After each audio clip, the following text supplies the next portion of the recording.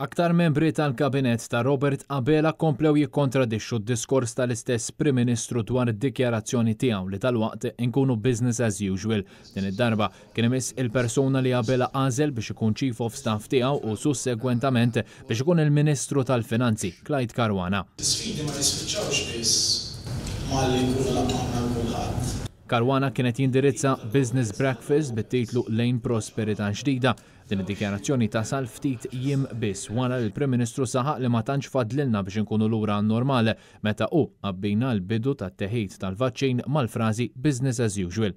Sa Mejju, business as usual.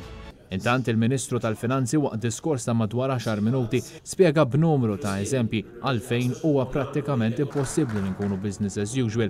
L-ewwel spjega kif id-daqqa tal-pandemija se tkun qar mid-daqqa tal-aħħar riċessjoni li esperjenzat id-dinja kollha. L-ekonomija Ewropea sabiex waslet ħadet ftit nifs u ruħ mir-riċessjoni tal-2008 propju kena nistennew l-2015 l-2016. Kważi 8 snin wara. Qed ngħid dan biex wieħed jirrifletti ftit dwar x'jista' jagħti l-każ illi għandna qudiemna. Dan se jwassal għal żieda fid-dejn ta' pajjiżna. Id-dejn se jkun qed jiżdied ukoll. U spjega kif bħalissa d-dejn diskussjonijiet bejn il-Ministri tal-Finanzi tal-Istati Membri tal-Unjoni Ewropea dwar żieda fit-taxxi minħabba żieda fl-infiq. Imma diskors fl-Ewropa l ġurnata huwa kif il-gvernijiet se jżidu d-dħul tagħhom b'aktar taxxi. Kien Kutajjar, Net News.